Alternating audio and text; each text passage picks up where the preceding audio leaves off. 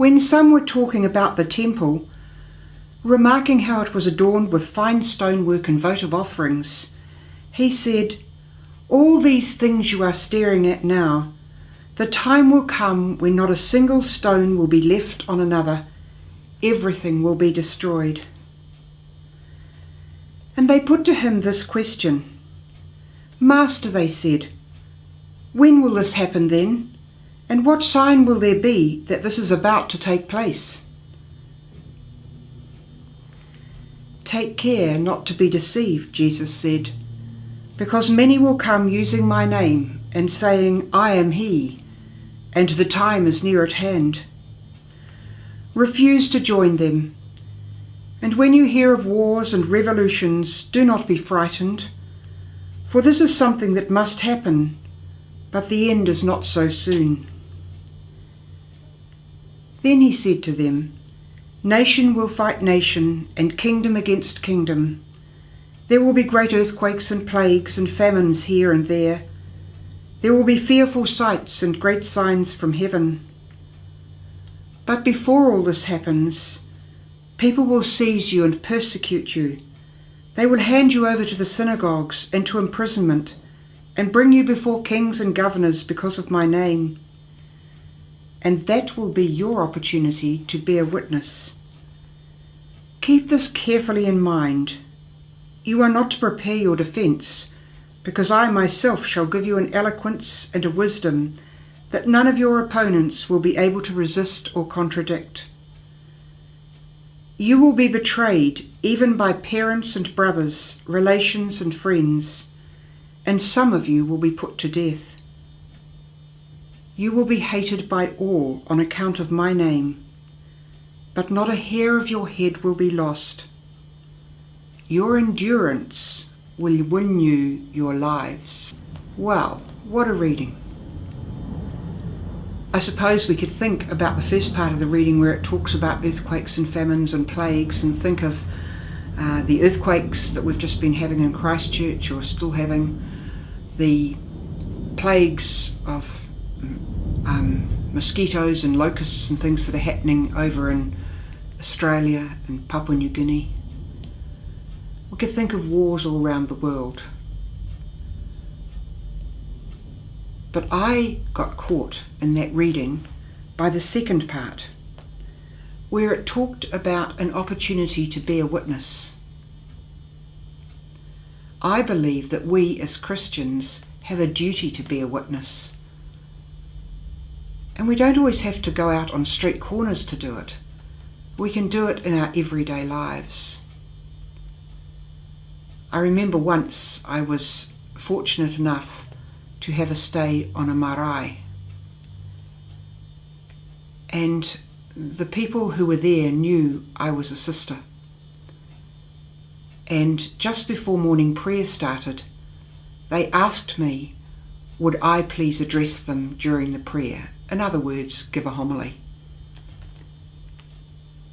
I was really thrown. I thought, how can I do this? I just am not sure.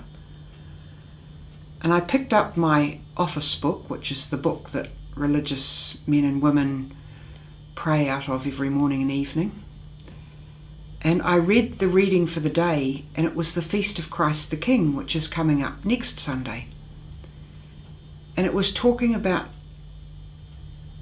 Jesus being the King of all the world, of all nations, of all ethnic groups, of young and old.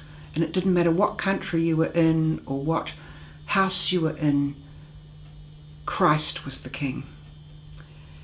And something kind of mixed up inside me, and I kind of just got hold of this thread. And I was absolutely amazed. I talked for about 5 minutes without making any serious errors. Although I do remember one moment when I found myself starting down a track and thinking, I don't know how I'm going to finish this sentence. But somehow it finished all right. And I believe that was the grace that Jesus was talking about here when he said, I myself shall give you an eloquence and a wisdom that none of your opponents, well, the people I was with weren't opponents, will be able to resist or contradict. I felt honoured to do it, and I felt very supported in my Christian witness in that moment. Now, maybe we're not asked to speak to a whole group like I was. Maybe it's just to the next door neighbour when they say, "Oh, off to church again on Sunday." Maybe that's your chance to say something. Yes, going to church really helps me. Or going to church gives me a chance to pray with my community or to thank God. So it's kind of like listening for the opportunities and then picking them up. Maybe it's when someone makes a strong statement in the workplace and you think, "Oh, I don't really like that. How can I say something?" And maybe you could say, "Well, that's how you think about it, I guess, but I think differently. This is what my Christianity tells me," or "this is what my belief is." Maybe it's when a child comes to you, one of your own children or the person next door or a niece or a nephew or something, and asks you a question. You know, who is God? Where is God? You know, what happens after my doggy dies? It's that kind of moment, that teachable moment for the young, that we as adults are called to chime into and get going with.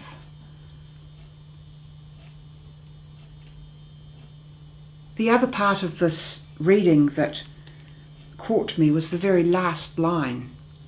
Your endurance will win you your lives. Endurance to us sounds like hanging on in face of grim death and kind of holding on by the fingernails and almost falling off the cliff. But endurance can be a quiet, fully lived life, loving God. And the theme for the month on Inspirational TV is a call to live life to the full.